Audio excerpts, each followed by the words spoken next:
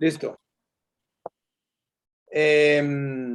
Entonces creo que como van a ver, lo que voy a presentar es bastante sencillo. Es una evaluación de impacto. Entonces voy a tratar de presentar los resultados de la evaluación relativamente rápido y más bien quiero es como presentar la evaluación como pretexto para que conversemos sobre otros temas interesantes asociados pues a la evaluación, a temas sobre pues o transferencias monetarias más en general o sobre el crecimiento de métodos de pagos electrónicos como mecanismo del gobierno para, digamos, llegar a los hogares y sobre este programa en particular que es la compensación de IVA que, digamos, creo que en el contexto de la pandemia, ahí no están viendo, ¿cierto?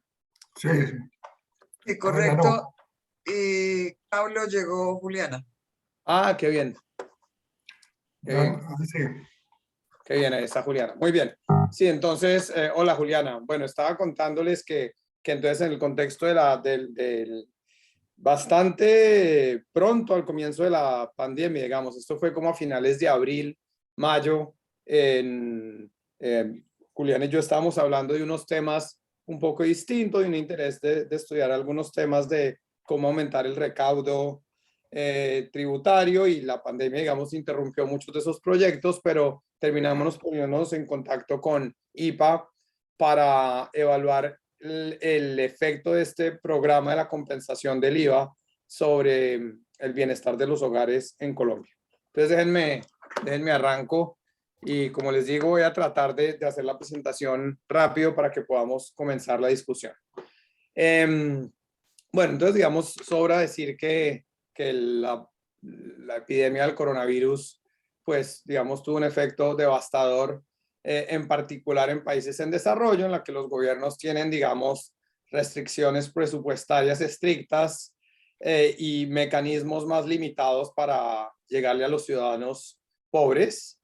Pero en todo el mundo los gobiernos han respondido con distintos tipos de programas de asistencia de emergencia y las transferencias en efectivo representan más o menos la mitad de los programas de emergencia que ha habido en el mundo, según esta referencia de Gentilini y coautores. Es decir, muchísimos gobiernos han simplemente tratado de hacerle llegar efectivo y dinero a los hogares durante la pandemia. Y digamos, una discusión que teníamos con Juliana es como, bueno, pues hay ya muchos trabajos sobre el efecto de transferencias monetarias, por qué es interesante estudiarlo en el contexto de una pandemia. Y ahí hay bastantes razones. Una, pues en una situación en la que mucha gente ha perdido el trabajo, sus fuentes de ingreso, la utilidad marginal del dinero puede ser muchísimo más alta. Entonces es una situación de crisis extrema. Pero por otro lado, también hay muchas disrupciones en los mercados que pues, las seguimos viendo hasta hoy en día con cadenas de suministro que hacen que a veces incluso ayudas en efectivo puedan no ser suficientes para aliviar el acceso de los hogares a ciertos bienes y servicios, ciertamente al comercio de la pandemia en que, por ejemplo, había dificultades para encontrar algunos bienes algunos bienes básicos, eso era importante. Y lo otro es que en el contexto de una epidemia, es particularmente importante llegar a los hogares de una forma en que se trate de mitigar el riesgo del contagio. Y aquí surgen los pagos digitales como un mecanismo importante. Es decir, que el dinero le llegue, como vamos a ver más adelante, directamente a una cuenta al hogar potencialmente sin que el hogar tenga que exponerse a congregaciones masivas o a tener que hacer fila en un salón cerrado para tener acceso a un servicio. Entonces vamos a evaluar el impacto de este programa de compensación de IVA durante la pandemia del COVID. Entonces déjenme, les voy a hablar rápidamente sobre el contexto del programa en caso de que no todos estén familiarizados.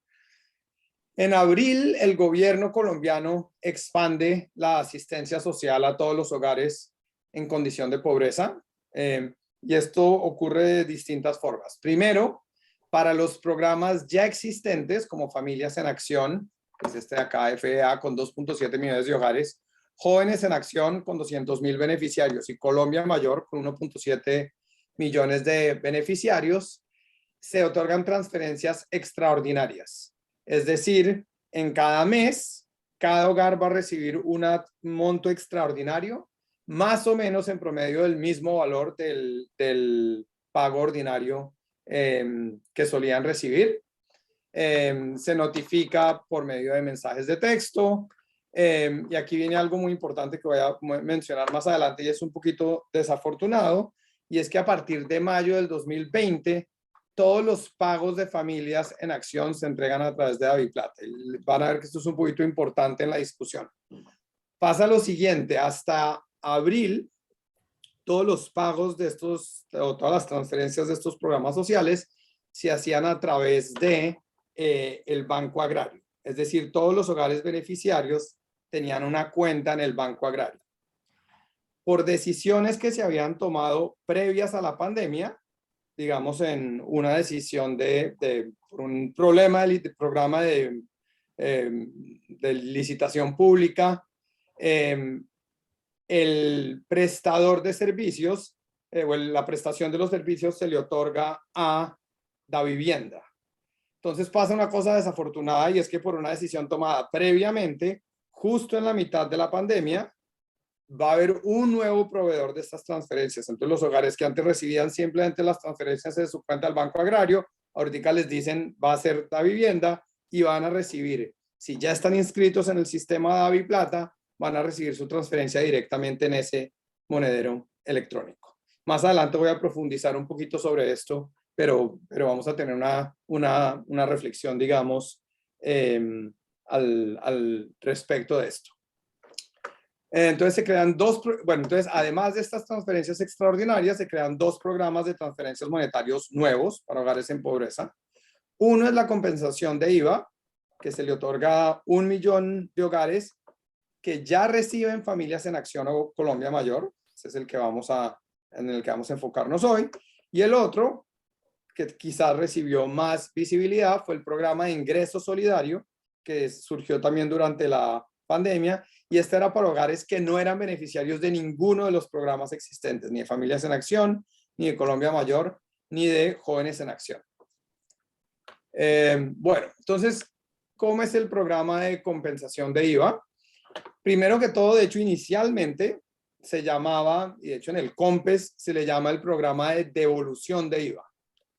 Pero el nombre original era bastante confuso en el sentido de que en realidad el programa no corresponde a una devolución del IVA, pues no tiene en cuenta el IVA que pagan los hogares. Es decir, no es un reembolso que se le hace al hogar por el IVA que efectivamente pagó, sino lo que hizo el gobierno es que hizo unos cálculos junto con la DIAN y el Ministerio de Hacienda de cuál es el monto promedio mensual que paga un hogar pobre por concepto de IVA. Y ese valor, que como van a ver ahorita es de 75,000 pesos mensuales por hogar, se le entrega a los hogares como una compensación por el pago del IVA. Entonces, básicamente, para efectos prácticos, se diseñó como una transferencia monetaria no condicionada. Entonces, el origen de este programa no era, por supuesto, que fuera un programa de ayuda de emergencia durante la pandemia. Había sido creado en el diciembre del 2019, previo al coronavirus, para promover la igualdad en el sistema del IVA. Entonces, pues como ustedes pudieron haber seguido mucha de esta discusión, la idea acá es que muchos de los hogares de bajos ingresos pagaban más IVA como porcentaje de sus ingresos que los hogares de altos ingresos. Y además, la exención del IVA, es decir, esa tasa del 0% en lugar de la tasa estándar del 19% sobre los bienes de consumo básico, favorecían de manera desproporcionada a los hogares más ricos que consumían más de estos bienes. Entonces, esa exención del IVA, muchos argumentaban que era un subsidio implícito hacia los ricos. Entonces, digamos, en ese COMPES se decide adoptar este programa como un mecanismo para, digamos, minimizar o contrarrestar esa regresividad que había en la exención del IVA, Y como ustedes recuerdan, esto era también políticamente, era muy importante para después poder pasar una reforma tributaria que incluyera el IVA a la canasta básica. Entonces, esta es la motivación original de este programa. El plan original era hacer un piloto en el 2020, más adelante, y expandirlo ya de manera más amplia en el 2021, pero cuando empezó la pandemia, ahí es que deciden, digamos, lanzarlo de manera rápida como una transferencia de emergencia.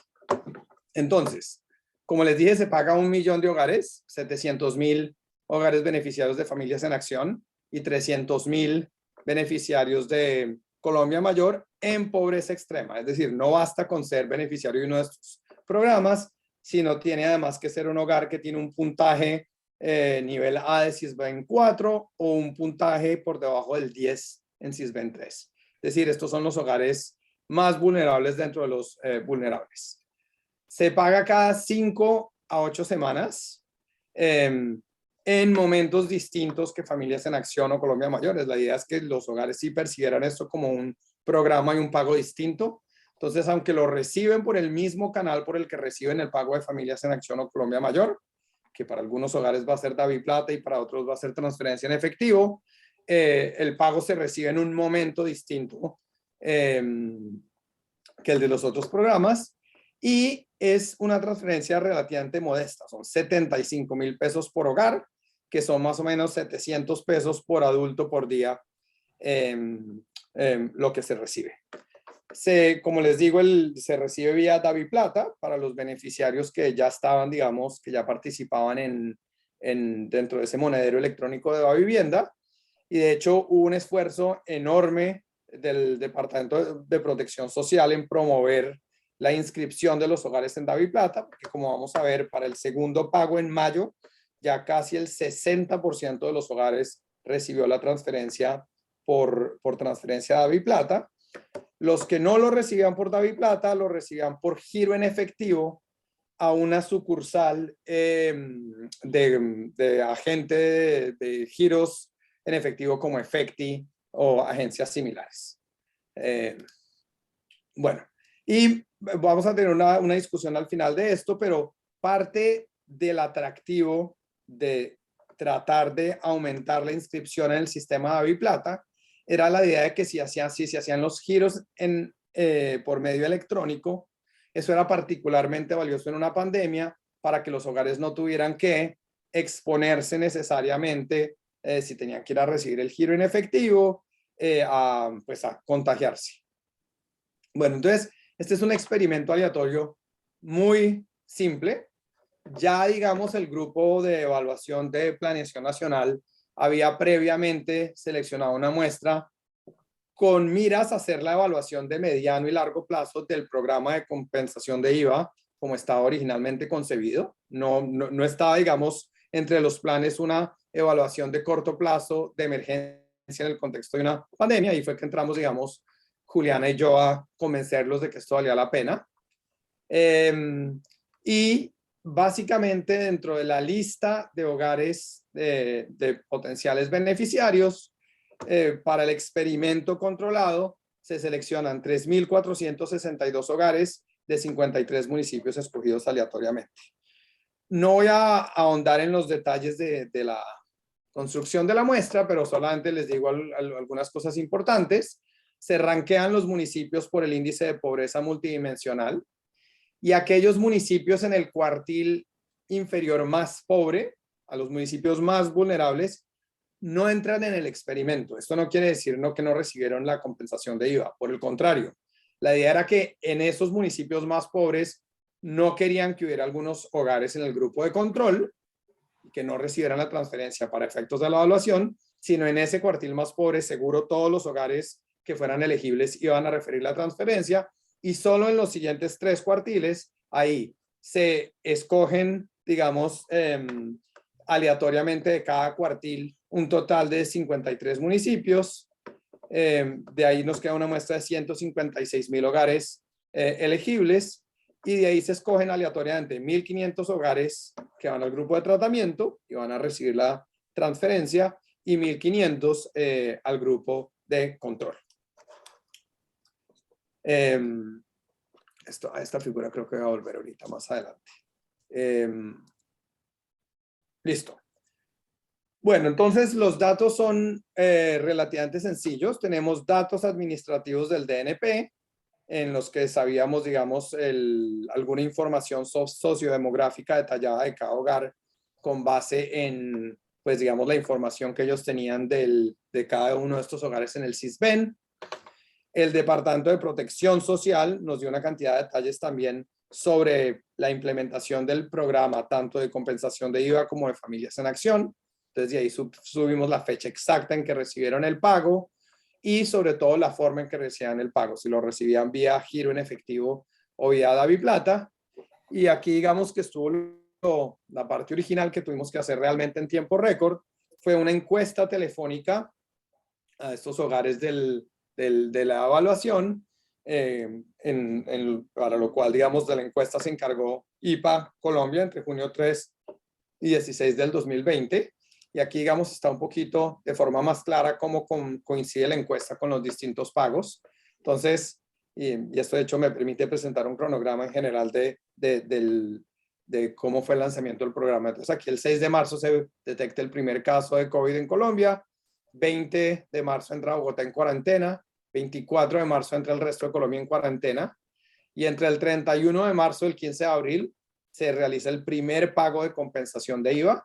Los hogares beneficiarios se enteran de que son beneficiarios o porque reciben un mensaje de texto, o a veces los enlaces sociales del Departamento de Protección Social, que son digamos, las personas en los municipios que ayudan a los hogares beneficiarios de los distintos programas sociales, le dicen a los hogares que hay un nuevo programa, que pueden entrar a la página web, digamos, del programa a verificar si son beneficiarios con su número de cédula. El segundo pago ocurre entre el 8 de mayo y el 1 de junio, y nosotros realizamos la encuesta justo después de que los hogares recibieron este segundo pago. Entonces, muchas de las preguntas de la encuesta van a tener como periodo de referencia lo que ocurrió en el mes de mayo o en la semana anterior, después de haber recibido el pago. Bueno.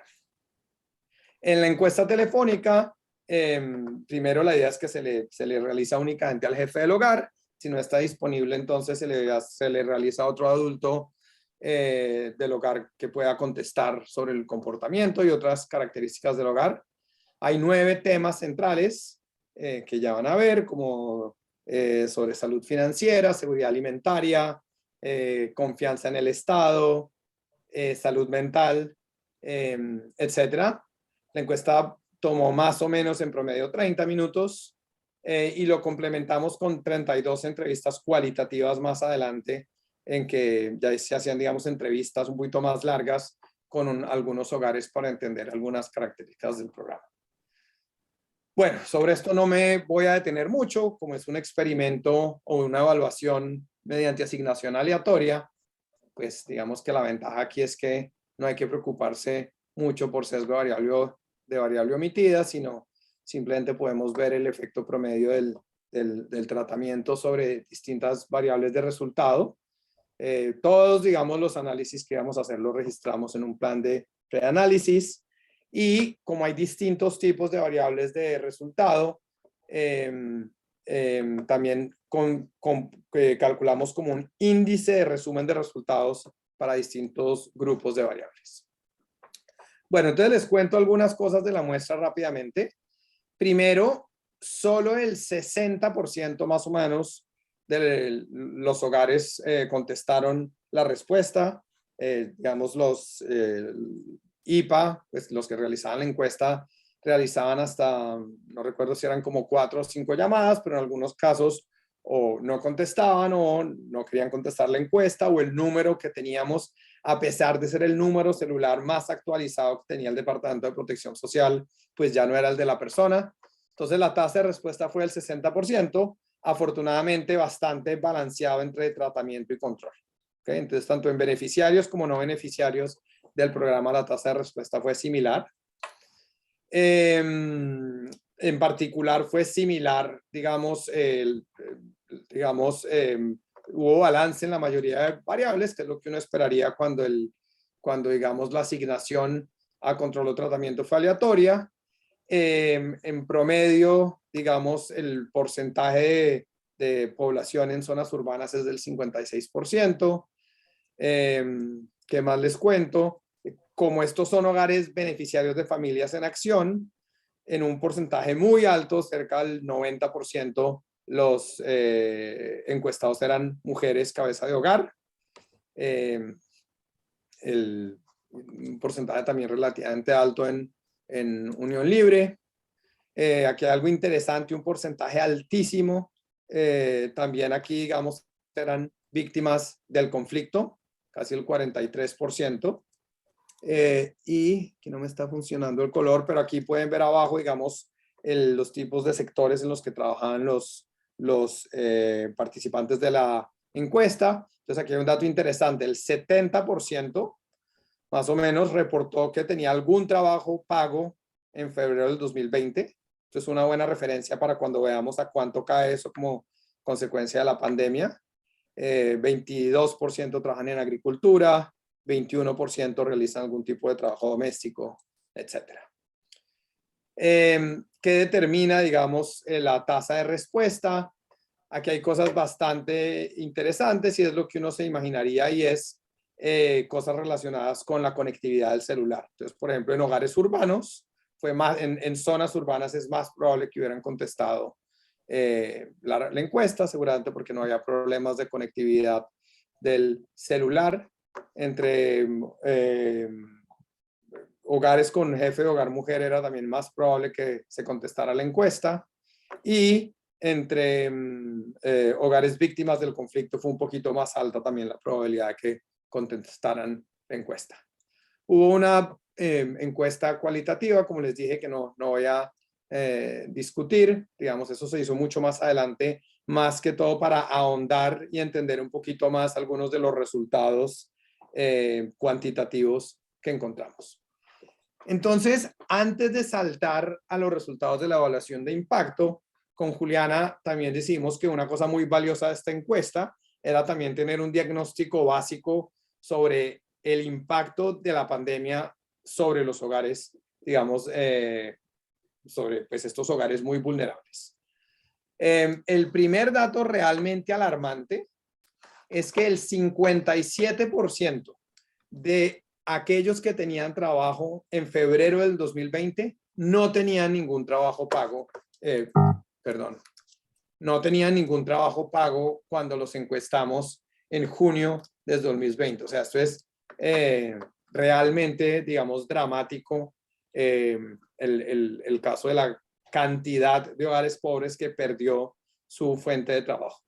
Quizás por eso, de manera no sorprendente, la preocupación más importante frente a la crisis del coronavirus que reportan los hogares son las necesidades económicas, muy por encima de la salud física, que está en segundo lugar. En tercer lugar está el no poder educar a los niños, seguido de salud mental,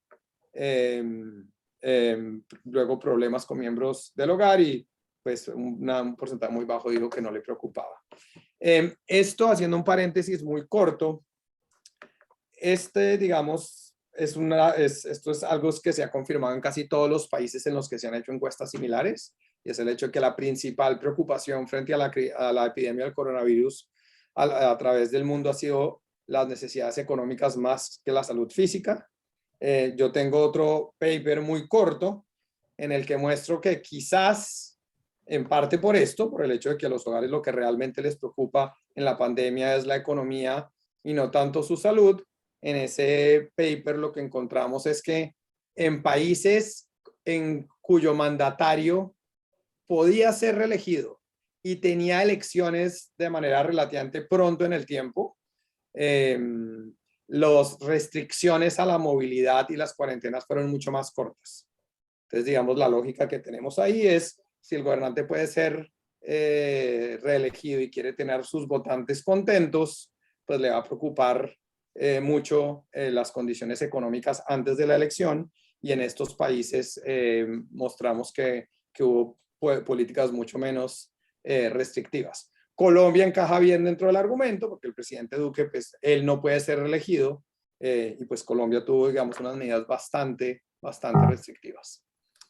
Aquí hay otros datos, pues también alarmantes. Cuando vemos días de mayo en que los adultos tuvieron que comer menos de lo usual, casi el 20% de los hogares reportó que en todos los días tenían que comer menos de lo normal, pero casi el 60% de los hogares reporta haber tenido que comer menos, por lo menos en algún día, digamos, de este periodo.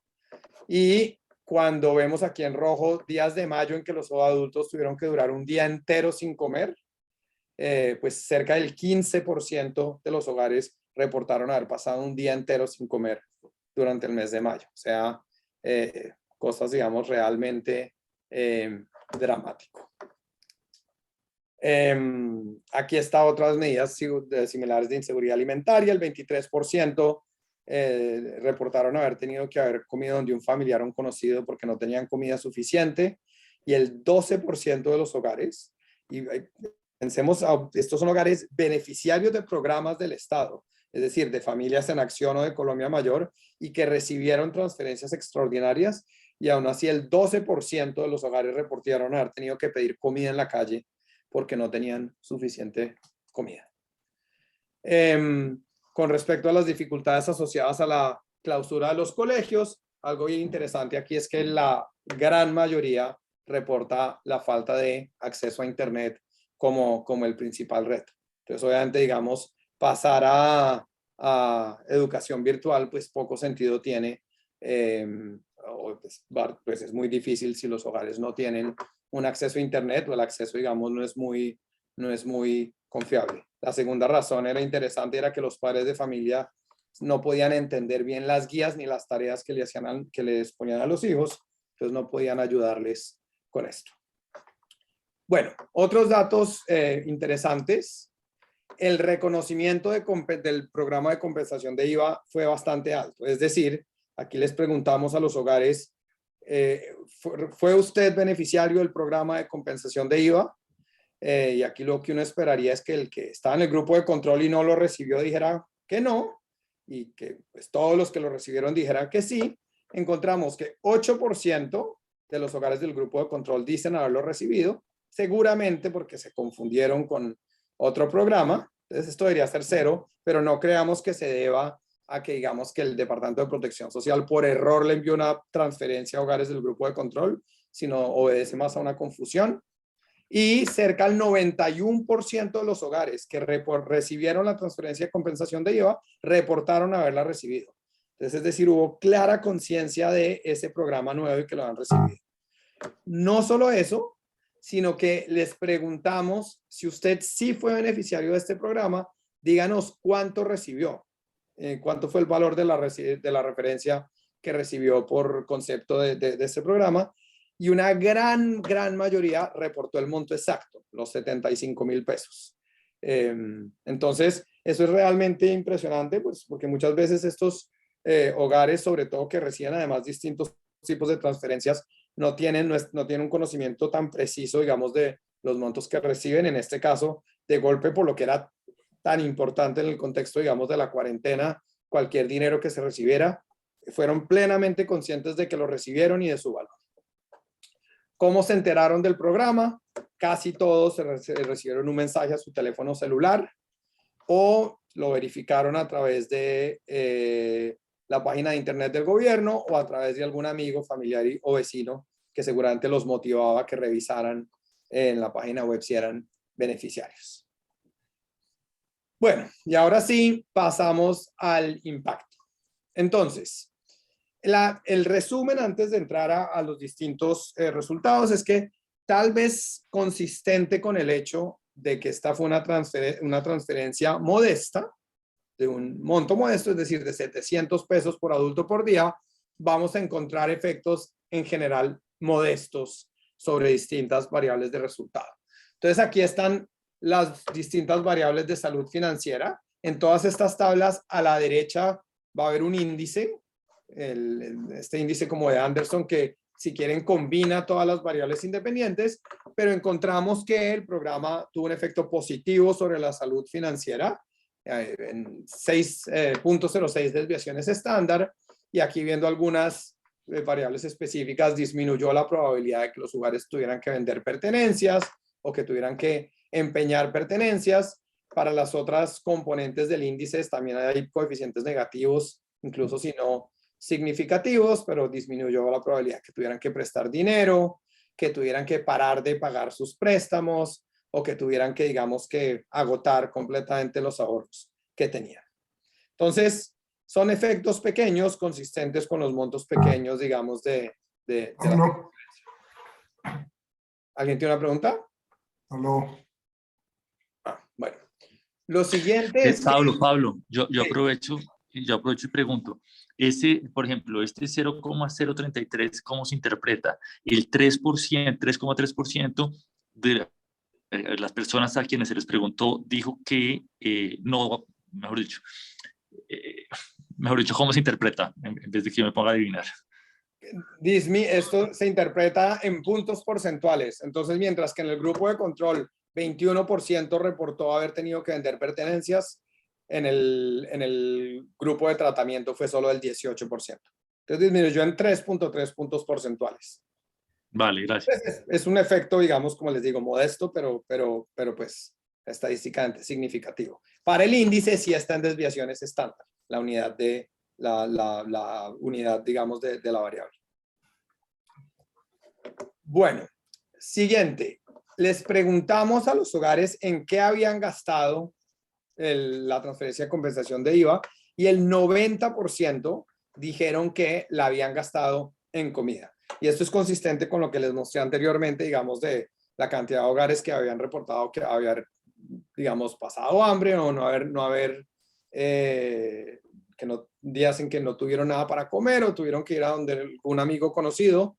El 90% de los hogares lo gastaron en comida, y como consecuencia la probabilidad de comprar alimentos en la semana anterior, la semana de referencia, que era la semana anterior, aumentó como en 6.1%, la probabilidad de que los hogares pudieran comprar alimentos. Cuando vamos a medidas de seguridad alimentaria, que ya no es tanto, digamos, sobre si compró comida o no, sino días a la semana que tuvieron con 0 comidas, o días a la semana en que tuvieron que comer donde un amigo o algo así, no encontramos ningún efecto significativo. Puede que parte de lo que haya pasado, y esto lo han encontrado otras encuestas similares en otros contextos, es que hay un cambio en la calidad de lo que se consume. Entonces, con la transferencia, si por ejemplo se consume más proteína y menos carbohidratos, entonces puede que no cambie la seguridad alimentaria, pero está mejorando la calidad de las calorías, y eso no tenemos ninguna forma de verificarlo porque no tuvimos una pregunta sobre esto. Sobre salud mental, en general, si en el efecto sobre el índice es positivo y los coeficientes son negativos, menos dificultad para dormir, angustia o comportamientos agresivos, pero digamos, no son estadísticamente significativos. Es decir, los errores estándar son bastante altos, pero a veces lo interesante es aquí, digamos, ver el promedio en general en la muestra. Entonces, el 20%, digamos, de los miembros del grupo de control reportaron tener angustia, 11% dificultades para dormir. Luego encontramos efectos positivos sobre la inversión de los padres en educación de los hijos. Y aquí es interesante, en este caso, estos efectos se concentran en zonas urbanas exclusivamente, en los cuales el mayor acceso a Internet, que es mayor en zonas urbanas que en zonas rurales, fue una de las formas importantes mediante los cuales la transferencia ayudó, digamos, con la inversión de los padres en educación. Hay otras cosas aquí interesantes, efectos positivos sobre pues, la posibilidad de tener algún tutor que ayudara a los niños con la educación, seguramente mientras los padres realizaran algún trabajo, alguna tarea doméstica. Luego viene, bueno, entonces estos son los resultados. Tenemos otras variables interesantes sobre síntomas de COVID, o comportamientos, digamos, para mitigar el contagio. Aquí lo único que encontramos, pero no digamos, era la única de todas las variables de síntomas que encontramos, fue que los hogares beneficiarios, los que recibieron la transferencia, había una probabilidad más grande que reportaran dolores de cabeza. Ahorita les vamos a mostrar que queremos saber por qué. Pero en general no hubo ningún impacto, digamos, sobre síntomas de COVID o sobre el contagio, que a estas alturas en Colombia, en junio, y en el caso de nuestras preguntas eran con respecto al mes de mayo, todavía era muy bajita la tasa de contagio. Aquí hay otras cosas interesantes y es variables de opinión política y confianza en el Estado.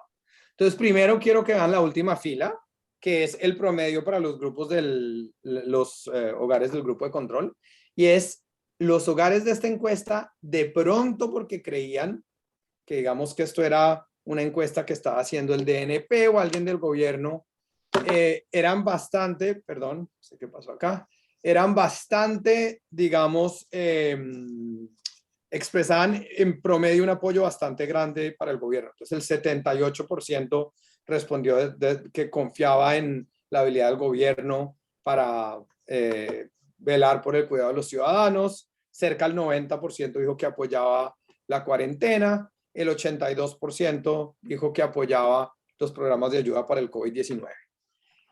La transferencia tuvo un efecto positivo sobre el apoyo a programas de ayuda para el COVID-19. Es decir, dentro de los hogares beneficiarios de la transferencia, el 88% dijo haber apoyado estos programas del gobierno para hogares o firmas versus el 82% para el grupo de control. La transferencia no tuvo ninguna énfasis, esto sí es un coeficiente, digamos, muy cercano a cero con respecto a confianza en el gobierno o apoyo a la cuarentena. Hicimos una pregunta sobre qué tanto estaba de acuerdo el hogar con no pedir factura al realizar una compra para poder evadir el IVA, para no tener que pagar el IVA.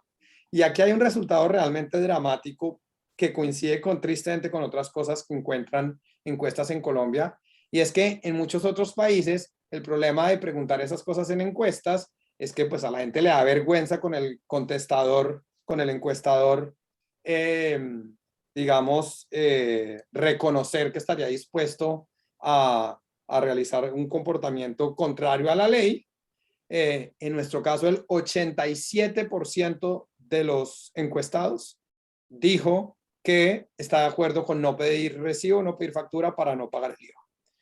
Queríamos saber si la transferencia, como es un programa de compensación de IVA, tenía algún efecto en que sobre esta variable, es decir, que la gente dijera, bueno, ya que me están compensando con el IVA, voy a pedir la factura, voy a pagar el IVA porque el gobierno me lo está reconociendo, pero nada, no hubo ningún efecto sobre esto. Y esto es un tema sobre el que podemos hablar al final. Obviamente, en el contexto del coronavirus, pues el elemento, digamos, de la transferencia relacionado con el IVA, pues no se le hizo mucho bombo y no fue muy publicitado, era como una transferencia en efectivo adicional, pero no tuvo ningún efecto y los hogares no tienen ninguna vergüenza de reconocer que apoyan la evasión del IVA. Ahí encontramos que el 3%, los beneficiarios de la transferencia, era más probable que dijeran que estarían dispuestos a contribuir con trabajo a la comunidad. Entonces esto es como una medida como de reciprocidad. Digamos, que recibe transferencias del Estado está dispuesto a recompensar con algún tipo de comportamiento. Bueno, y para terminar, me quedan unos 5 minutos, queremos hablar sobre algo que fue muy importante y fue esta expansión de DaviPlata durante la pandemia. Van a ver por qué. Entonces, lo primero es que en realidad se logró una expansión sin precedentes de estos mecanismos, digamos, digitales de pago. Mientras que el primer pago de la compensación de IVA en abril, solo el 33% de los hogares lo recibieron por DaviPlata. Para la segunda compensación de IVA, ya iba como en 58% y no recuerdo, quizás Juliana recuerde, pero creo que ya para el siguiente pago, que fue como en julio, lleva llegando el 80%. Es decir, digamos, esfuerzos de lo que se podría llamar inclusión financiera, si quieren, fue bastante efectivo en un periodo de tiempo muy corto. Hay que aclarar que estos hogares, por definición, ya todos, digamos, estaban incluidos en el sistema financiero porque tenían cuenta del Banco Agrario previo al cambio en el proveedor de servicios, que pasó a ser la vivienda. Pero entonces, digamos, esto fue una cosa bien importante. La idea, y aquí al final puedo comparar esto con el caso de Kenia, es que al poder enviar los pagos mediante esta plataforma digital, esto era buenísimo porque la idea es, pues me llega a mí al teléfono y entonces puedo de forma logística muy fácil, en medio de una crisis, enviar transferencias monetarias y ojalá minimizar la exposición de los hogares a la pandemia. Pero hubo varias dificultades. 1 de 5 hogares reportaron dificultades y o retrasos con la transferencia y eran más comunes con DaviPlata. Entonces, mientras que dentro de los hogares que recibieron la transferencia por DaviPlata, 23.5% reportó dificultades, aquellos que lo recibieron mediante giro en efectivo común y corriente a una agencia de Efecti en el municipio, solo el 10% reportó dificultades. Entonces, los problemas más comunes eran uso de la aplicación, pues esto era una aplicación en un teléfono celular, y como les dije al comienzo, esto ocurrió no de manera planeada por el gobierno, sino por una decisión previa de cambio de operador tras una licitación pública competitiva, que en medio de la pandemia pues les tocó acostumbrarse a una nueva tecnología, digamos, para recibir el pago.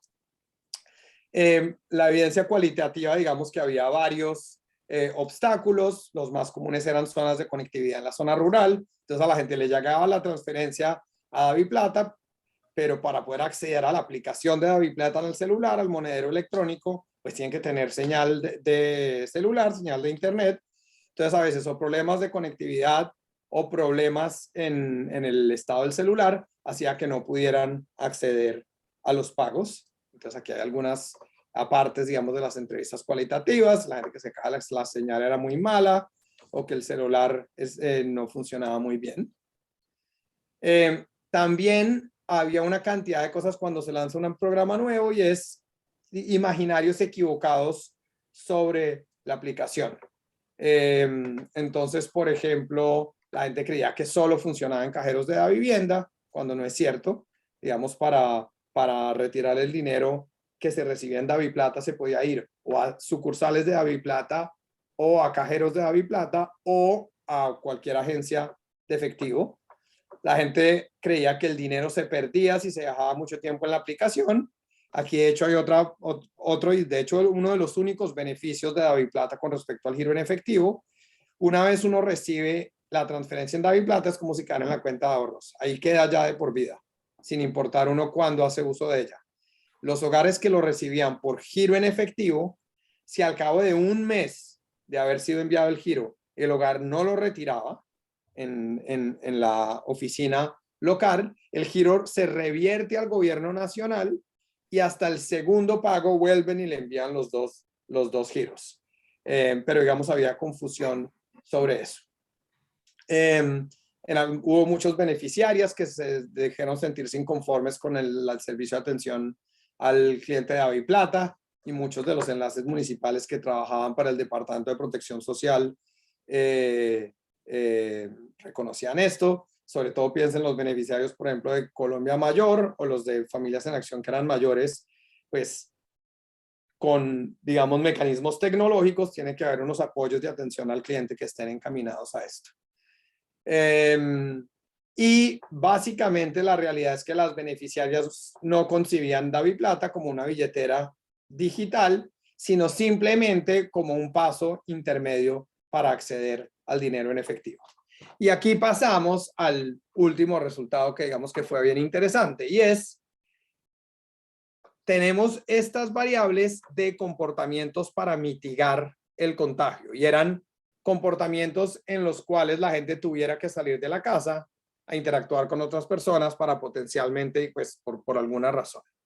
Y aquí lo que encontramos es que los beneficiarios de la transferencia tuvieron una probabilidad mayor que los no beneficiarios de la transferencia de salir a su casa. Sobre todo, el efecto más grande está para tener que ir a un banco o cajero. Entonces, esto puede parecer de alguna forma obvio y uno diría como, bueno, es el peor de los males, pues recibieron una transferencia en efectivo, tuvieron que salir, pero pues salir por lo menos para una buena razón, que era acceder al efectivo. Pero el problema es que aquí lo que uno habría querido y lo que se ha logrado en otros países es que si la transferencia es digital, que el uso de la transferencia pueda ser digital también. Pero aquí ocurrió que tanto los beneficiarios de DaviPlata como los de giro en efectivo tenían de todas formas que salir de la casa, ir a hacer fila o en un banco de vivienda o en un cajero o en una agencia de efectivo para retirar el dinero. ¿A qué se debe? Digamos, hubo de hecho bastantes quejas de aglomeraciones, que era lo último que se quería en ese momento, de beneficiarios del programa para retirar el efectivo. Entonces aquí llego a nuestras reflexiones finales y es que parte del problema con el uso del DaviPlata es que ha habido un esfuerzo muy grande, digamos, de inclusión financiera en cuanto a inscribir a los hogares en muchos de estos, por ejemplo, monederos electrónicos y que ciertamente facilitan el desembolso por parte del gobierno, pero en la medida en la cual, digamos, sigue habiendo un ecosistema de pagos digitales muy subdesarrollado, es decir, son muy pocas las tiendas en Colombia en las cuales yo puedo pagarle al tendero directamente por DaviPlata, o si puedo, son muy pocos los tenderos, digamos, que lo adoptan, o la tienda de la esquina, o el señor que vende aguacates en la esquina, pues muchas de las transacciones siguen siendo en efectivo. Entonces, en la medida en que las transacciones sigan siendo en efectivo, porque el ecosistema de pagos digitales está subdesarrollado, todo este esfuerzo, digamos, de aumentar las tecnologías de pagos digitales, digamos, no van a tener un efecto tan importante. Contrastamos esto con el efecto de Kenia, que ha tenido una experiencia muy exitosa con el ingreso básico universal, que se realiza en el 96% de los casos a los hogares se les hizo vía un monedero digital, que es el M-Pesa en Kenia, y a diferencia del caso colombiano, el trabajo de Banerjee y coautores encontraron que en el caso de Kenia, aquellos beneficiarios del ingreso básico universal que lo recibían mediante medios electrónicos tenían una probabilidad muchísimo más bajita de tener que salir de la casa, precisamente porque mediante el monedero digital podían pagar un domicilio a la casa o podían enviarle dinero a alguna otra persona sin tener que salir de la casa.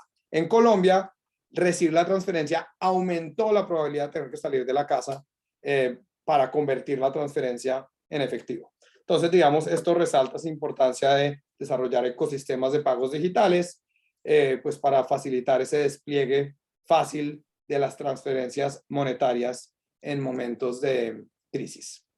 Aquí hay otras recomendaciones importantes, pues fortalecer las campañas de educación financiera y sobre todo esos canales de atención para estos monederos electrónicos novedosos. Entonces, voy a terminar ahí y podemos tener una discusión, digamos, informal. Y yo tengo también algunos temas, digamos, que creo que son interesantes como temas de discusión, pero por lo pronto quiero que abramos la discusión a todos.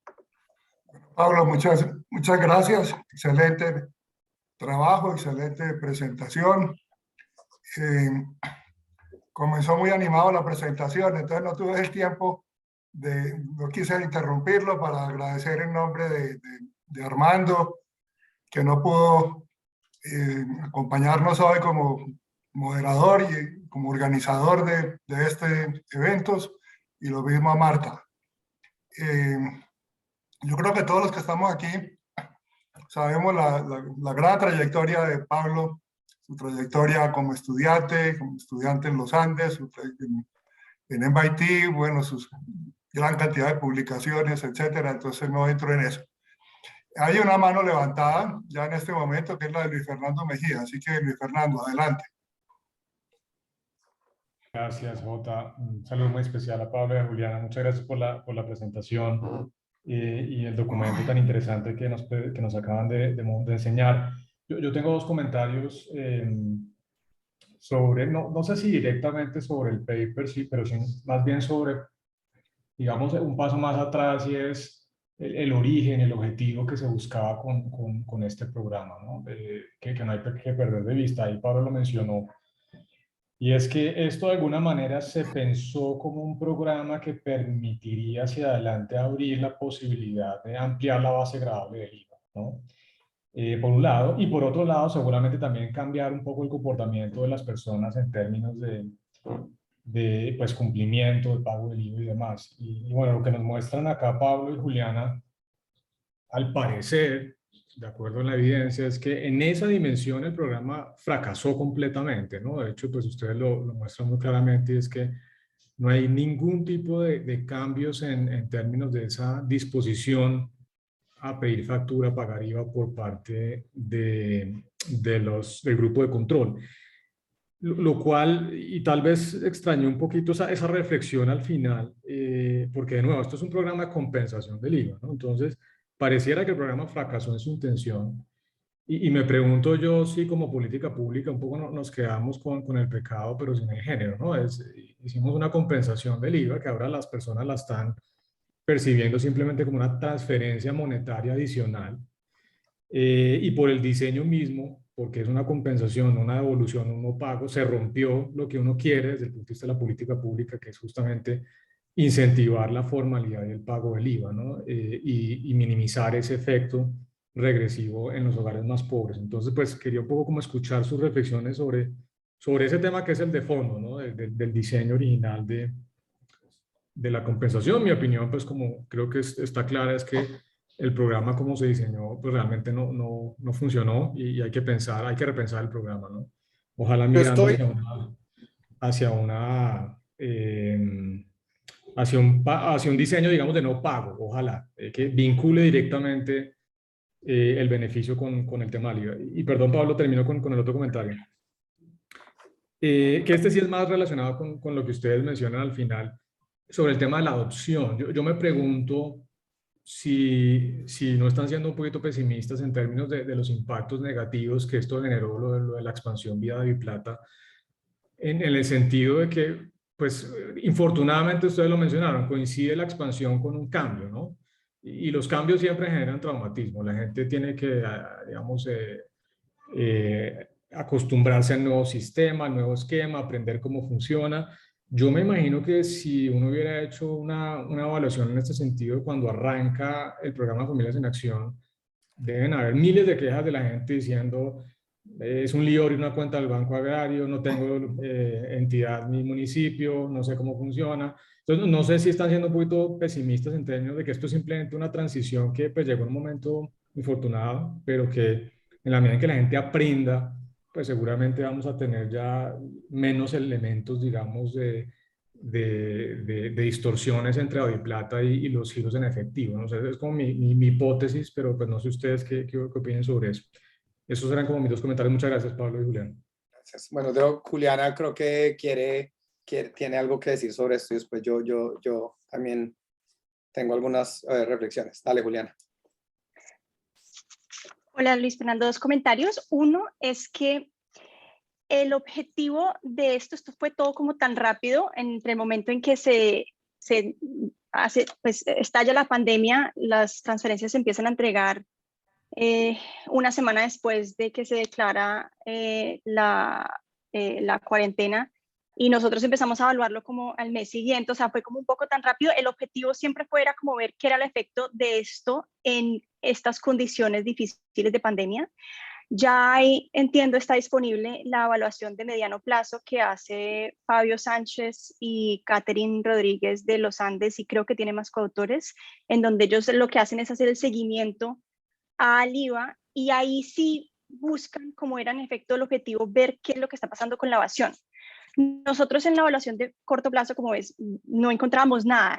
Para mí, a mí en particular me parecía curioso de que se pensaba que entregarle plata a gente iba a hacer que la gente quisiera pagar plata más al gobierno, como que la teoría de la evasión no hubiera predicho que hubiera efectos ahí, y no obstante así fue que se diseñó.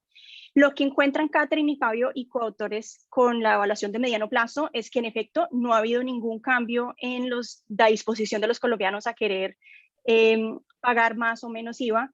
Lo que ellos sí hicieron, y valgo la pena mencionarlo acá porque me pareció interesante, es que ellos generan un tratamiento adicional a la compensación del IVA, que es mandar mensajes de texto, hablando de la importancia de pedir factura.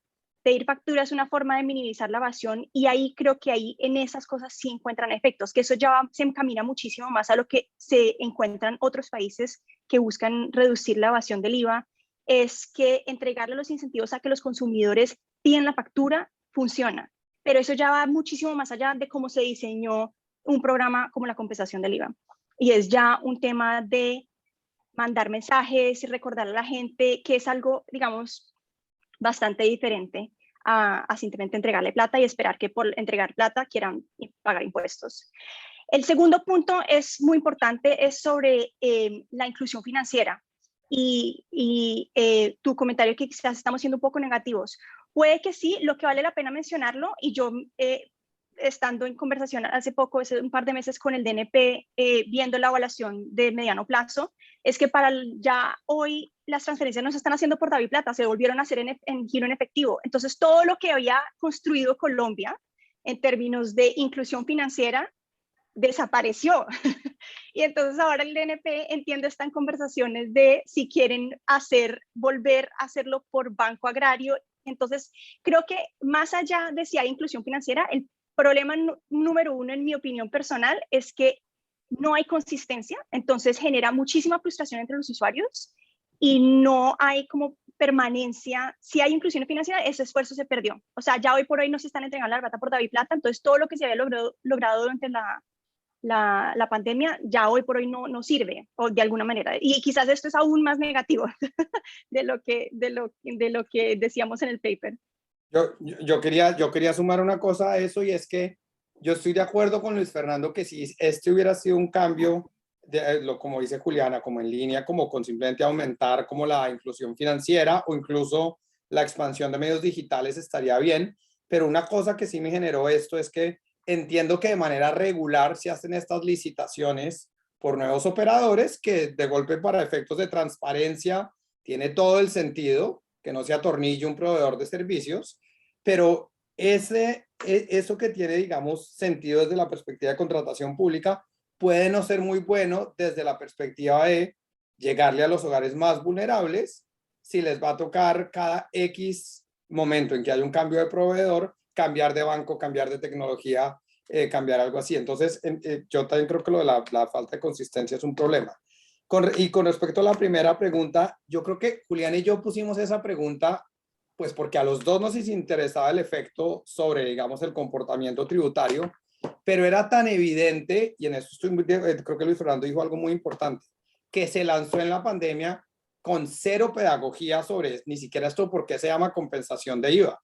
Era como, aquí hay una transferencia de ayuda en efectivo que era muy poco probable que hubiera tenido un efecto de corto plazo sobre el comportamiento tributario, por esa razón.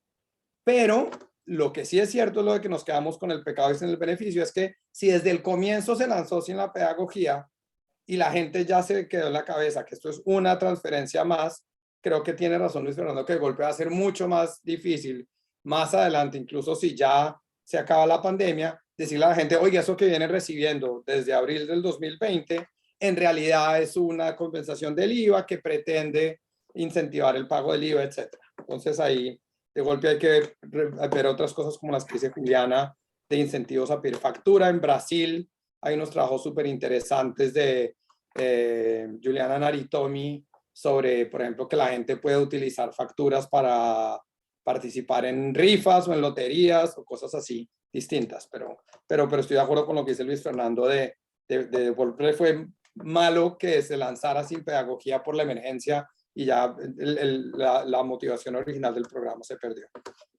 Listo, Gracias. muchas gracias Juliana y Pablo. Sigamos con pregunta, comentario de Daniel Wills. Sí, hola Juliana, hola Pablo. Yo quiero hacer una pregunta que pues probablemente el paper no responde, pero quisiera aprovechar la oportunidad de conversar con ustedes y saber ustedes qué opinan, muy relacionado con lo que decía Luis Fernando. Yo creo que nadie esperaba que con la evolución del IVA aumentara el compliance de esas personas muy pobres que recibieron la compensación, pero la ingenua esperanza que teníamos sí era que eso le diera un poquito más de legitimidad y apoyo al impuesto, un impuesto regresivo, que la sociedad lo viera como algo más amigable.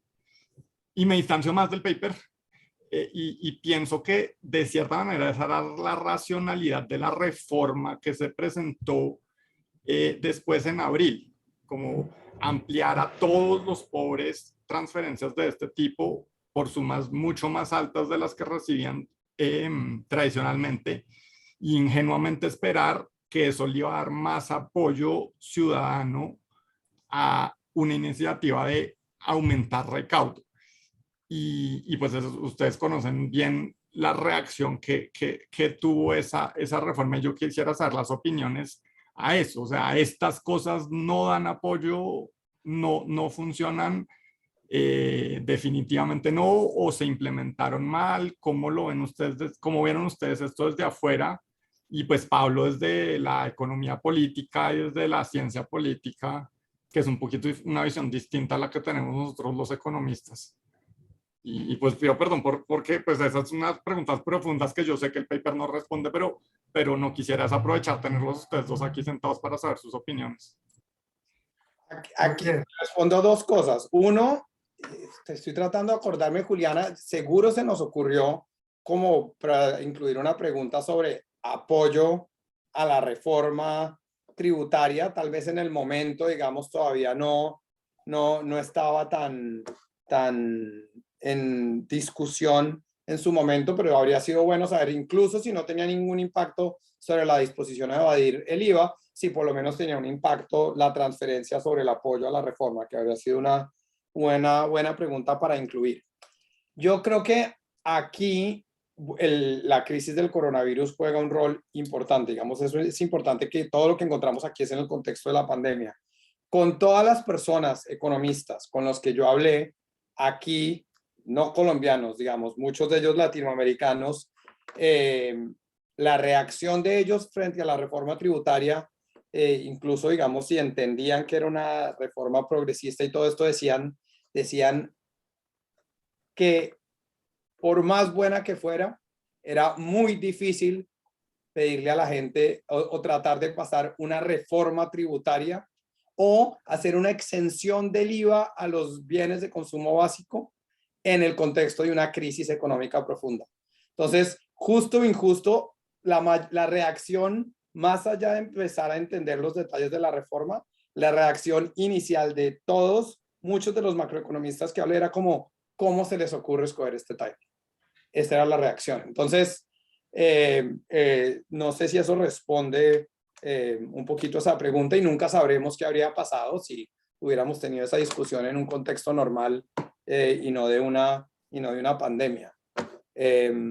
Y pues también es cierto que cualquier pedagogía con respecto a una reforma tributaria, incluyendo de este programa de compensación de IVA, pues cualquier pedagogía como que se va por la borda cuando uno está tratando de atender una crisis de salud pública. Esa era como mi impresión de cómo se percibía desde acá.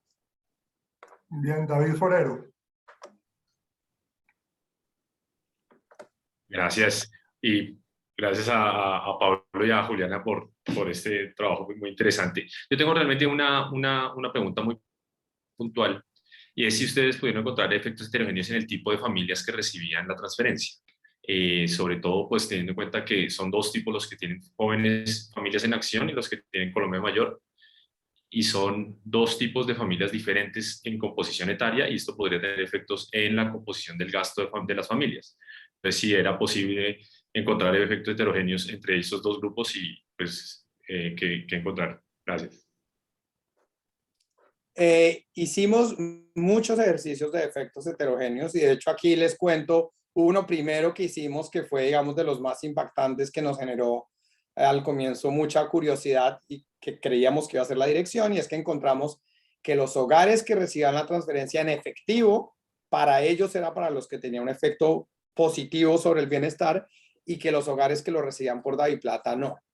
Y ahí fue que tuvimos, digamos, empezamos a interesarnos por el tema de DaviPlata y decir como miércoles, este esfuerzo de inclusión financiera, de golpe lo que terminó fue teniendo efectos indeseables porque esos hogares no tuvieron cómo gastarse la plata, mientras que los que recibían el giro en efectivo se la gastaban. Y después lo que descubrimos básicamente es que era puro sesgo de selección. Es decir, los hogares que la recibían en giro en efectivo son distintos a los que lo reciben por medio digital, y más que la tecnología de pago, ese efecto heterogéneo está capturando era, digamos, otras características de los hogares.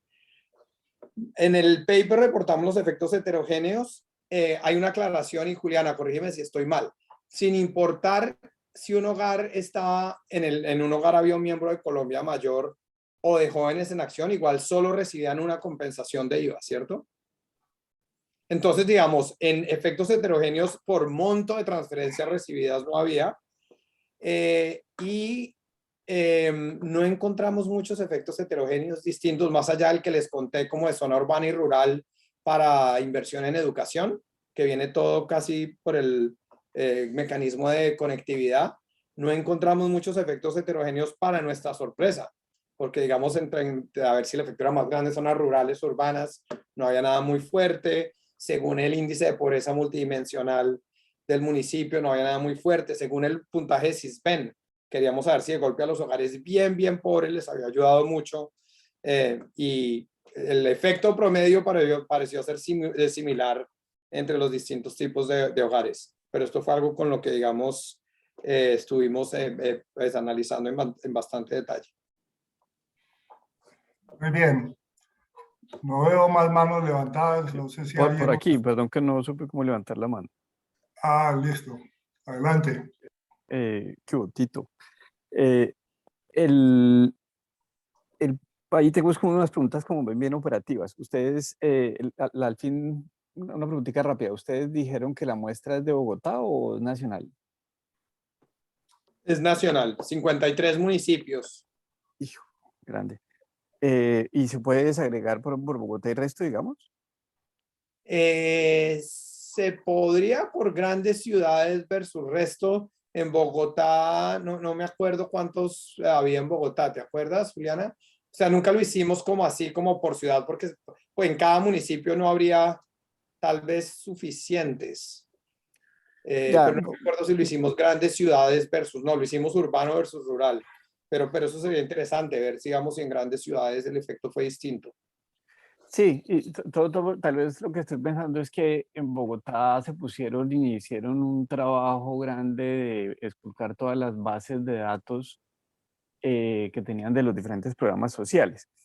Ellos nutrieron la base de datos del DPS con un trabajo y pusieron un equipo de un poco de gente a trabajar día y noche durante esos días primeros de marzo por ahí, completando la base de datos un poco ante el temor que gente que estaba en la informalidad, etcétera, que no había entrado en las bases institucionales, se quedase por fuera en medio de la pandemia. Entonces, se me ocurre que si hay muestra allí y de pronto hay alguna pregunta que pueda discriminar el tiempo que lleva la gente en la red social, eso de pronto podría darles unas luces de diferenciales de respuesta, ¿no? Sí. La otra cosa que tal vez cuando se hace la pregunta, como Luis Fernando, sobre el tema del IVA, yo no sé si la gente se está confundiendo porque estos hogares, los que más llevaban tiempo, digamos, han venido recibiendo una serie de programas a través del mismo DPS. Entonces, si a ellos les llega otra plata, yo no sé si la gente se confunde finalmente aunque pueden identificar que claramente es un tema del IVA, como mostraban ahí, de todas maneras, finalmente la gente lo que está recibiendo es un dinero. No creo que tengan claro la diferencia. Y lo digo porque en el caso de cuando empieza Familias en Acción, pues toda esa cosa de la literatura en Colombia también, donde al principio se daban unas transferencias y luego se dan unas transferencias atadas a la mujer cabeza de hogar. Eso fue llevando a calibrar los programas, ¿cierto? Había que, para poder tener impactos, la investigación fue mostrando que había que darlos de cierta manera. Entonces, en el caso del IVA, pues va a pasar cosas semejantes, ¿no? Va a tener que encontrarse una especie de tornillos a calibrar para que se logre ese objetivo. Pero entonces, a mí me parece que eso como que es una especie de cosa finita, bien finita, un número bien pequeño de tornillos que uno puede calibrar, porque la confusión en la que entra el hogar cuando uno comienza a calibrar muchas cosas de política es muy grande, ¿no? O sea, mujer cabeza de hogar con hijos de tales edades inscritos en los colegios y que además tenga el recibo del IVA, cosas de ese tipo, ya es una cosa que es un requisito demasiado complejo para la gente que va a recibir un subsidio. Entonces, también me pregunto si desde la política social, y esta es más como una reflexión, uno quiere llegar a tanto en términos de los hogares, ¿no? O sea, un poco la lógica de la renta básica, pues simplemente un ingreso donde la gente pueda tener unos ingresos básicos y olvidarse de todos tantos tornillos pequeñitos que calibran todos estos comportamientos. Pero obviamente no, en eso sí no sé, digamos, ¿ustedes qué piensan de eso? No, yo estoy de acuerdo que donde la compensación se volviera realmente una devolución y un reembolso del IVA, digamos, pues como política social de atención a los más pobres, pues complicaría la logística y ahí de golpe, digamos, por lograr un objetivo se socava otro que es llegarle a los más pobres. Creo que la discusión más bien es como, ok, si se quiere que esta sea otra transferencia monetaria no condicionada, similar a un ingreso básico universal, está bien, pero si lo que se quiere es promover el recaudo tributario, entonces de golpe hay que usar otro mecanismo de golpe precisamente por eso que usted está diciendo, y es como no hay que tratar, digamos, de entorpecer o complicar aún más el acceso a las transferencias de los hogares muy pobres, sino se puede usar un mecanismo completamente distinto de reporte de facturas, que sea independiente de las políticas de transferencias sociales, porque digamos, si exigir facturas como condición para recibir la compensación de IVA, digamos, pues ciertamente complicaría la logística muchísimo. Estoy de acuerdo. Muy bien. Cristina Martínez. Cristina soy yo, María Mercedes, que no sé por qué aparezco como Cristina. Eso me imaginé, pero aquí aparece Cristina. Sí, aquí también vi, pero no sé por qué. Pues no, muchas gracias, me ha parecido súper interesante la presentación. Y yo voy a hacer una pregunta que de golpe se sale un poquito de, no sé, de la puntualidad de la devolución del IVA. Y es que yo le dediqué mucho tiempo a la bancarización, ya ver que la gente abriera cuentas en los bancos y masivamente y además que las utilizara, porque ese fue un problema grande, primero que abrieran y luego que las utilizaran. Creo que todavía no las han logrado utilizar. Pero mi pregunta es, ¿cómo evalúan en términos generales? De golpe es una pregunta muy amplia, que se haya podido hacer esa dispersión de subsidios frente a no haberla podido hacer en términos, digamos, de distribución del ingreso y de bienestar de la población.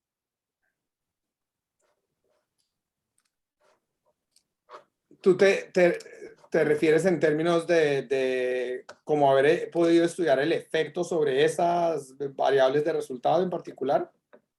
Sí, pues hace 10 años no hubiéramos podido soñar nunca en la vida. Es más, hace 10 años valía más transferir la plata que lo que le entregaban a las personas. Yo me acuerdo muchas veces por fuera de Bogotá que hablé con gente que me decía, en ese momento creo que les transferían como 40.000 pesos, que decían que les costaba mucho más perder el día de trabajo, el bus, no tengo ni una cantidad, porque además no había tampoco corresponsales bancarios, ir a reclamar el subsidio que no reclamarlo. o sea que todo lo perdían porque simplemente era costoso reclamarlo, y por el otro lado el Estado estaba pagando una chichonera de plata para poder dispersarlos. Me acuerdo, Juliana, ¿te acuerdas que en las entrevistas cualitativas hubo gente que decía exactamente eso? Esta era una transferencia de 75.000 pesos y había gente que sí se tenía que gastar mucha plata, sobre todo en zonas rurales, incluso los que lo recibían por DaviPlata, que ya tenían la plata en su monedero electrónico, igual les tocaba gastarse los 25.000 o 40.000 pesos o lo que fuera hasta la sucursal más cercana a convertirlo en efectivo. Entonces creo que por eso lo que decimos al final es que si la inclusión financiera viene de la mano con un ecosistema digital mucho más desarrollado, como el que ya hay en países más pobres o similarmente pobres como Colombia, en que todos estos pagos digitales, digamos, se expandan cada vez más, entonces de golpe sí vamos a lograr pues, que esos costos de transacción de todavía tener que ir a la oficina a convertirlo en últimas en efectivo, pues disminuyan. Y el día de mañana recibe la transferencia en DaviPlata. Lo único con lo que nos dijeron que podían usar DaviPlata directamente era creo que para comprar recarga de pagar servicios públicos, para recargas de internet tal vez, y ya, no hay mucho más, pero el día de mañana si con la misma transferencia en DaviPlata, con el mismo DaviPlata yo puedo realizar muchos otros pagos en el barrio, pues me ahorro ese costo de transacción. Entonces creo que en eso hay un potencial enorme No, pero yo creo que el DaviPlata se puede usar para otro que tenga DaviPlata, toda clase de transferencias. Sí, pero creo que, claro, necesitas que el tendero tenga y te reciba el pago del mercado por eso. Pero no, mi pregunta es otra. Mi pregunta es, pues siempre se ha tratado de apoyar a la población más pobre y arreglar los problemas de distribución del ingreso. Mi pregunta es que hasta hace 10 años no se podían hacer subsidios directos de plata, porque era imposible y era demasiado costoso. Entonces mi pregunta es que si eso sí ha resultado eficiente, o de golpe había sido mejor continuar con un sistema de subsidios de estilo, qué sé yo, a la salud o a la educación, que había los mecanismos para hacerlo diferentes de este, ¿sí? Esa es un poco mi pregunta. Las transferencias monetarias directas a los hogares.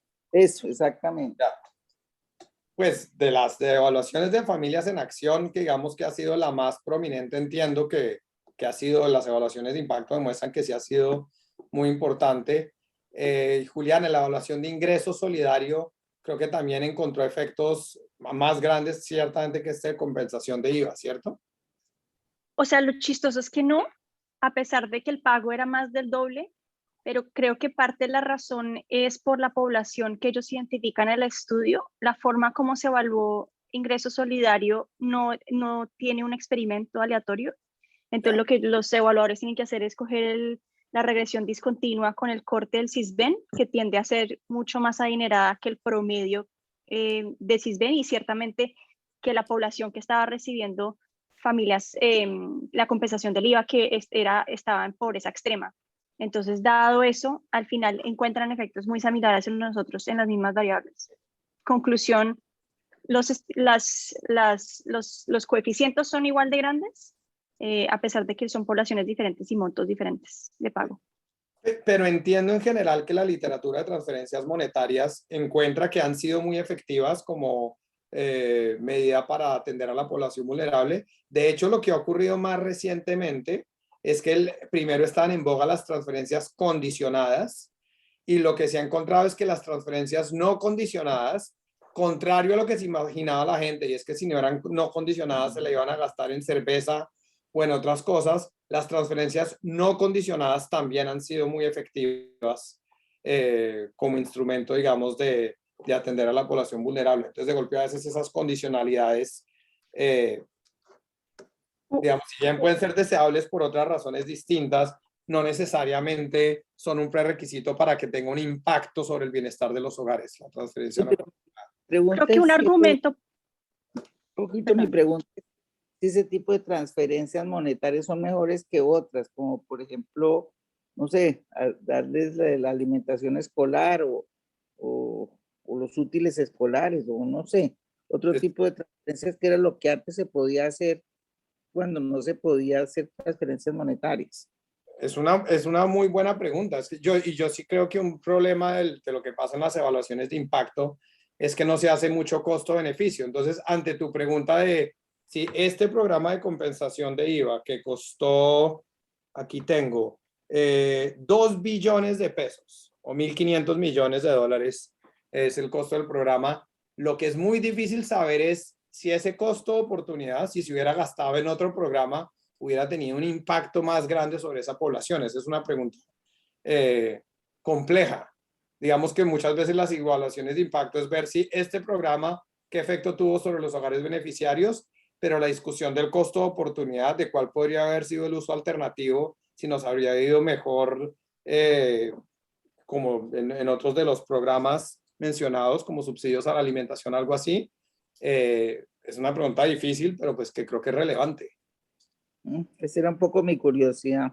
Sí, sí, creo que no es trivial, digamos, tendríamos que tener un estimativo de otros programas, cuál es el efecto marginal, digamos, de ese monto de dinero similar, pero creo que es un ejercicio bien complejo de hacer. Hay una discusión sobre paternalismo en medio de todo esto, ¿no? Cuando tú condicionas, yo te doy un subsidio, pero solamente te lo puedes gastar en comida, es bastante paternalista.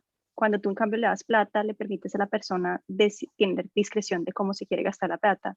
En nuestro caso, nosotros veíamos que el 90% de las familias reportan gastarse la plata en alimentación, lo cual sugiere que las necesidades de primer orden eran comer, pero puede que alguna gente haya decidido invertir esa plata de otra forma.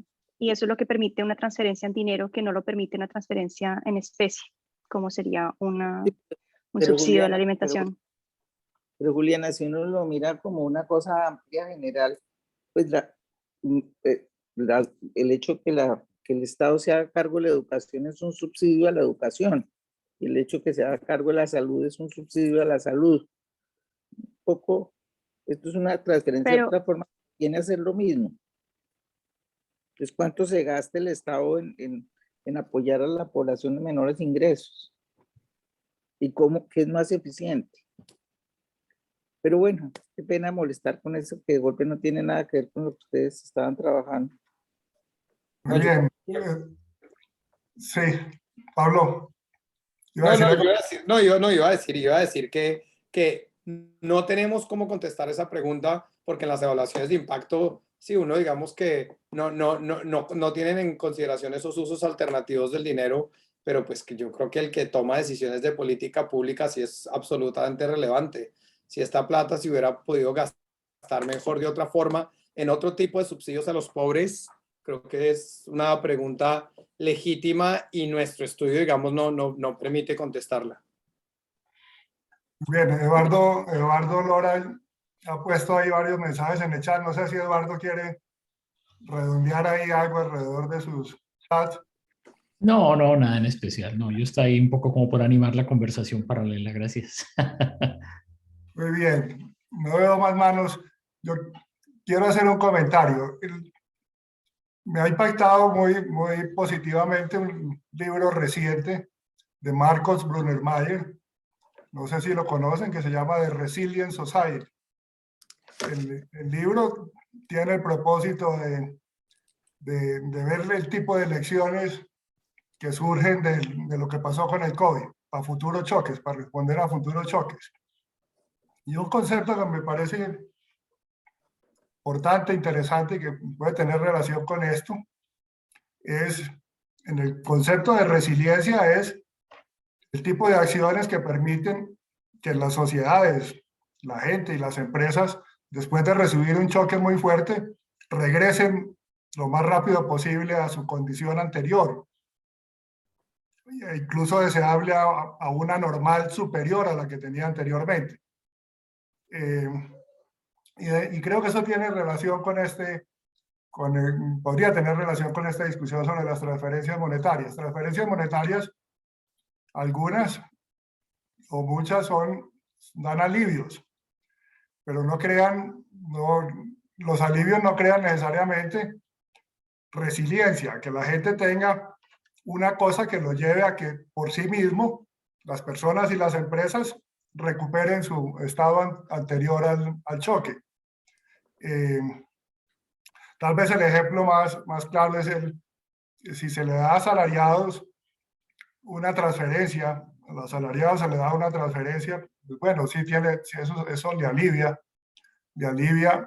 pero eso otra cosa sería si eso le viniera por un seguro de desempleo. El seguro de desempleo está más asociado a la resiliencia que la simple transferencia monetaria. Entonces no sé qué reacción tienen en términos, veo que ustedes han discutido toda esta literatura sobre las transferencias, pero una cosa son transferencias que alivian y otras cosas que alivian por urgencia y con total justificación, pero otras son transferencias que permitan que la gente y las empresas puedan por sí mismos recuperarse y llegar al normal o a un nuevo normal superior. Sí, yo estoy de acuerdo. Ahí vuelvo, digamos, de golpe a lo que yo creo que era la motivación original, por ejemplo, de las transferencias condicionadas, que eran fomentar, por ejemplo, la formación de capital humano con la condicionalidad de la participación en educación de los miembros del hogar. Y de golpe detrás de eso, digamos, está la idea de que la transferencia no solamente permita atender una necesidad inmediata, sino fomente comportamientos que en el largo plazo hagan más resilientes a los hogares, en este caso, la educación. Dicho eso, pues, por ejemplo, lo que vimos con salud financiera, de si esto minimiza que los hogares tengan que vender activos o salir, digamos, a empeñar pertenencias o quemar ahorros en un momento de crisis, eso de golpe también ayuda, digamos, a construir un poquito de resiliencia frente a choques futuros. Pero, digamos, estoy de acuerdo que la transferencia monetaria por sí sola no construye esa resiliencia ante choques futuros, y ciertamente no creo que era el objetivo de esta, en parte por su monto. No sé en la literatura más en general, sobre todo las transferencias no condicionadas o las discusiones del ingreso básico universal, cómo se da esa discusión frente a, pues, a una idea general de la resiliencia. O sea, en Estados Unidos uno se oye ahorita mucho con esta escasez de trabajo que hay en muchos estados, de que pues, la gente le cuesta trabajo para sobre todo trabajos básicos. Hay muchas vacantes. Y hay dos visiones: uno, que la gente, como recibió las transferencias, no quiere trabajar porque ya la transferencia le resuelve el afán de tener con qué comer, y el otro es que, por el contrario, la transferencia está permitiendo que la gente resuelva las fricciones en el mercado laboral un poquito mejor. Entonces, mientras que alguien se emplea en el McDonald's por el salario mínimo en piloto automático, ahorita sí se están tomando el tiempo de encontrar un trabajo más afín a las habilidades o a los intereses. Entonces, esa es otra visión potencial de resiliencia: la transferencia o el ingreso básico universal, no seguro de desempleo, sino un ingreso básico que permita resolver, por ejemplo, fricciones en el mercado laboral y genere mejores como matchings en el mercado laboral, puede generar sociedades más resilientes de pronto, pero no he leído mucho sobre eso, Jota. Entonces aquí ya estoy hablando paja, como dicen. Muy bien. Sí, puede ser interesante pensar en tipos de instrumentos para futuros choques, tipos de instrumentos que no solo alivien, sino que también favorezcan, fortalezcan la capacidad de recuperarse. Sí, de acuerdo. No sé si la mano de Tito es porque no la bajó o porque... Sí, perdón, una cosita. Gracias. Pero Pablo, en la discusión que tenías con María Mercedes, me parece que sí puedes un poco decir cosas sobre programas, porque si este programa se llamase, por ejemplo, Colombia Unida o lo que sea, y a la gente se le está dando dinero, pues el resultado que estás encontrando es que la gente comió. Creo que te dio un 80%, algo así. Entonces, pues que se llame IVA y que esté atado a un mecanismo de IVA, finalmente es un tema secundario. Entonces sí podrías, digamos, compararlo con alternativas de transferencias de efectivos que generan ese tipo de impactos como el tamaño que estás estimando. Y otra cosa que me causa curiosidad en lo que dices es,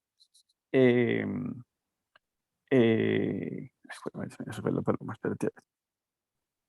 Bueno, nada, ese era el punto, el otro se me olvidó. Sí, digamos, se puede comparar el efecto de este con el de otras transferencias no condicionadas similares. Lo que voy es, si uno puede aquí calcular el efecto de estos 75.000 pesos sobre consumo de alimentos, pero no sé si podríamos predecir cómo habría sido el impacto si esa misma cantidad que se gastó en esas transferencias se hubiera gastado en otros programas de alimentos distintos, si el impacto hubiera sido mayor o menor. Es un contrafactual que no tenemos. ¿Hay forma de calcular los errores de exclusión?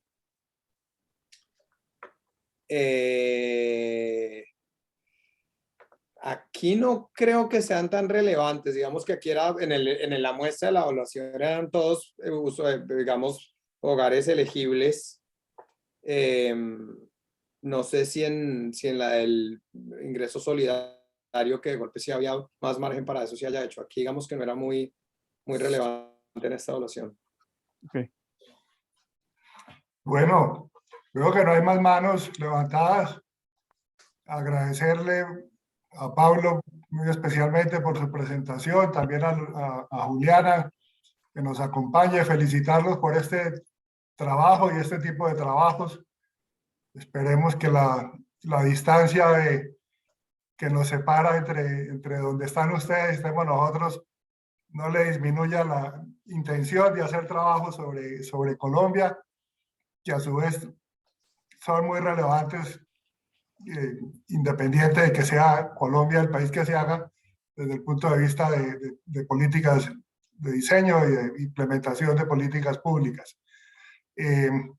Así que mil gracias.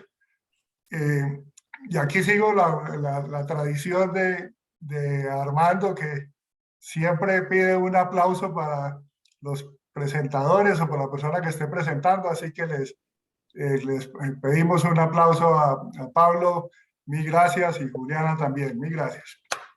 Gracias. Gracias por la invitación y bueno, espero verlos a muchos en persona pronto. Muchas gracias. Bueno, y esto lo va a ver también bastante más gente porque queda grabado, entonces se reproduce, hay un grupo grande que estoy seguro que todos lo van a ver con mucha atención. Mil gracias.